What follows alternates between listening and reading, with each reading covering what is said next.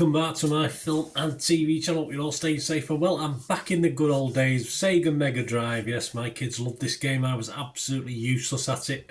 And yes, I've enjoyed the first two films. This is a third one. We're talking Sonic the Hedgehog 3. I watched it more enjoyably than I ever played it, put it that way.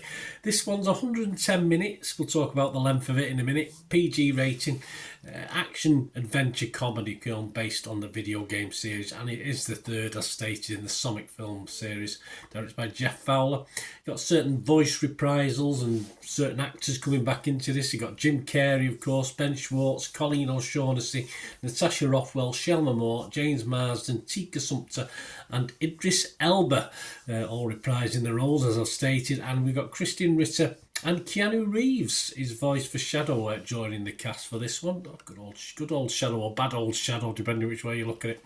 And in this film, Sonic, Tails and Knuckles, awesome Team Sonic, face a new enemy, Shadow the Hedgehog, oh bless, who allies with the mad scientists Ivo and Gerald Robotnik. Yes, we've got two for the price of one this time, in pursuit of revenge against humanity. Well, why wouldn't they want revenge against humanity? This was released generally in the UK and the United States around about December the 20th. I think it got an early release in the UK, but check your territories for availability. Right, I am a big fan of 1 and 2 of this. Probably more one than some other people, I must admit. I wouldn't say this was dumbed down. I think there's a lot more action in this, a bit more animation as well than live action, I thought. So I think it's aged down as opposed to dumbed down. I think it's perhaps might be a little bit more watchable for younger viewers, this one, perhaps one or two of the others. And we've got a Jim Carrey who's let loose and duplicated for this. We've got two Jim Carreys, but sadly, is the humour which is usually there with Jim Carrey doesn't sort of only hits home occasionally for me. It's not quite at it, but it is still the difference between this being a steady, good third instalment and totally losing its way, I think, for this one. And it may be due to my mind, as I say, the animation. But I think the actual getting away from the live sequences or the live action sequences of, as I say, a bit more action, less story, I thought initially. Although as the film droned on, it did last. I did tell you it lasted a long time. I did find myself sort of phasing out a little bit, but still enjoying it when it kicked back in. Younger watchers, as I said, will possibly enjoy this more than older watchers, and from the basis of people's laughter, etc., and gasps in the cinema, people were enjoying it. Perhaps a little bit more than me, in fairness, but I'm old now. I don't show my emotion as much perhaps as I used to. Certain critics are praising the soundtrack, which is never a good thing for me. I'm not really that much interested in the soundtrack. I want to watch a film with a good story. And as I said, an hour and 50, just probably about 20 minutes too long for me. Although, as I said, it did sort of keep you involved for a lot of it. It just dragged a little at times, despite a pretty fast-paced story. Yeah, there wasn't not too much verbal diarrhea in this one. It sort of got on with things. So, although I don't know what I was expecting for a third film in a series. I think this is pretty good. I've always been a Sonic fan anyway of the films since the first one. And I quite like this, although I didn't think I would as much when it started. So I am going to be fresh on it, on Rotten Tomatoes. I'm going to be positive on Metacritic. And I'm going to give this a very watchable 6.5 out of 10. What about other people? What are they thinking? Rotten Tomatoes, 6.8 out of 10. Metacritic, 59 out of 100. So not as enthused. 14 were positive, 9 were mixed, and 3 negatives. Andrew Pulver from The Guardian gave it 60. He said, Carrey is good value getting off a couple of lines that might actually make grown-ups laugh. Yeah, and generally putting himself about to decent effect. Without him, this film could have been a lot worse. I agree with Andrew.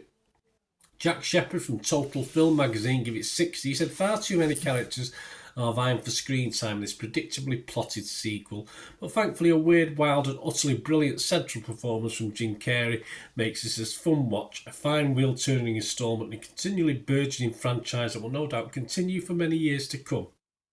Well, I think we're getting a fourth based on what I saw in this one. But Ian Freer from Empire Magazine, You only give it 40. He says slightly better than its predecessors. Predecessor, really? I think it was the worst of the three.